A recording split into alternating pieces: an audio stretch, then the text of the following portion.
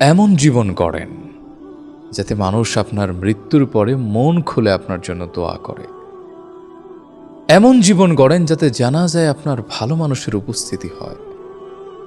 এমন জীবন গড়েন যাতে মানুষ আপনার মৃত্যুর পরে আপনার ভালো কাজের সাক্ষ্য দেয়। এমন জীবন গড়েন যাতে মানুষ বলে, এই মানুষটার মতো ভালো মানুষ আর কখনো আসবে না। যদি এমনটি আপনার মৃত্যুর পরে কেউ বলে, মনে রাখবেন এটাই আপনার নাজাতের ওসিলা হবে। বুখারীর একটি প্রসিদ্ধ হাদিস, সাইয়েদনা আনাস ইবনে মালিক বলেন, মাররু বিজানাজাতিন ফাআথনাউ আলাইহা খায়রান ফাকাল আন-নবী সাল্লাল্লাহু আলাইহি ওয়া আলিহি ওয়াসাল্লাম ওয়াজাবাত। আমরা একদিন একজন জানাজাকৃত ব্যক্তির জানাজাকে অতিক্রম করে যাচ্ছিলাম, আর ওই ব্যক্তির ব্যাপারে মানুষ ভালো বলতে লাগলো, প্রশংসা করতে লাগলো, তার ভালো কাজের সাক্ষ্য দিতে লাগলো। আল্লাহর হাবিব এ কথা শুনে বললেন, ওয়াজাবাত, তার জন্য ওয়াজিব হয়েছে, অবধারিত হয়েছে, নিশ্চিত হয়েছে। সুম্মা মাররু বিল উখরা ফাআথনাউ আলাইহা শাররান। এরপরে আমরা আরেকটা জানাজা অতিক্রম করলাম। এই জানাজাকৃত ব্যক্তির ব্যাপারে মানুষ খারাপ বলল, মন্দ বলতে লাগলো, তার বাজে কর্মের সাক্ষ্য দিতে লাগলো, তার কুকীর্তিগুলি ফাঁস করতে লাগলো। আল্লাহর হাবিব সরকারে দোজাহা নবীউল আম্বিয়া এটা শুনে আবারও বললেন, ওয়াজাবাত, তার জন্য ওয়াজিব হয়েছে, নির্ধারিত হয়েছে, নিশ্চিত হয়েছে। সাহাবীদের ভেতরে ছিলেন সাইয়েদনা ওমর আল ফারুক রাদিয়াল্লাহু আনহু। তিনি আল্লাহর হাবিবকে অবাক চিত্তে বললেন, মা ওয়াজাবাত ইয়া রাসূলুল্লাহ, দুই ব্যক্তিকেই বললেন অবধারিত হয়েছে, ওয়াজিব হয়েছে। আসলে কি ওয়াজিব হয়েছে আমরা জানতে চাই। আল্লাহর হাবিব সরকারে দোজাহা নবীউল আম্বিয়া বললেন, ওমর, হাযা আসনাইতুম আলাইহি খায়রান ফাওয়াজাবাত লাহুল জান্নাহ।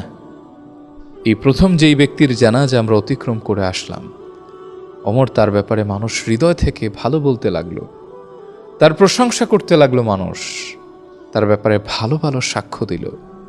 এটা শুনে আমি বললাম, ওয়াজাবাত লাহুল জান্নাহ, আল্লাহর জান্নাত তার জন্য ওয়াজিব হয়ে গিয়েছে। সুবহানাল্লাহ। ওমর, ওয়াহাযা আসনাইতুম আলাইহি শাররান ফাওয়াজাবাত লাহুন নার। আর এই আরেকটি জানাজা যার অতিক্রম করে আসলাম, এই ব্যক্তির ব্যাপারে মানুষ খারাপ বলতে লাগলো, তার ব্যাপারে মানুষ বাজে বাজে মন্তব্য করলো, তার কুকীর্তিগুলি জনসম্মুখে বলতে লাগলো, ফাঁস করতে লাগলো। ওয়াজাবাত লাহুন নার। ওমর, এ কারণে তার জন্য জাহান্নামটা ওয়াজিব হয়ে গেছে।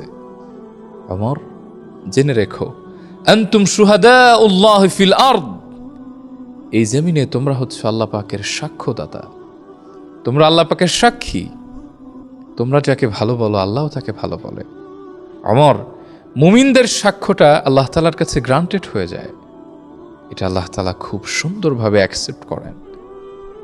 তাই এমন জীবন গড়েন যাতে আপনার মৃত্যুর পরে মুমিনরা, ভালো মানুষরা আপনাকে ভালো বলে সাক্ষ্য দেয়।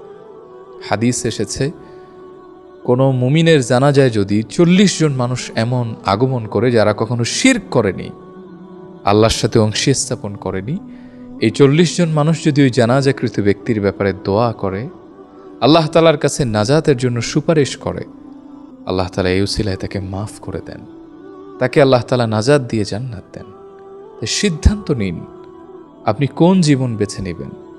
মৃত্যুর পরে মানুষ আপনাকে গালি দিবে সেই জিন্দিগি, নাকি মৃত্যুর পরে মানুষ আপনার জন্য দোয়া করবে, মাইলকে মাইল পায়ে হেঁটে পাড়ি দিয়ে এসে আপনার জানাজায় অংশগ্রহণ করবে, আপনাকে নেক মানুষরা কবরে রাখবে। মানুষের দোয়া পেতে চান নাকি বদদোয়া, সেটা সিদ্ধান্ত আপনার। আসুন জীবনকে বদলাই, অন্তত এতটুকু অর্জন করি যে মানুষ যেন আমার মৃত্যুর পরে খারাপ না বলে।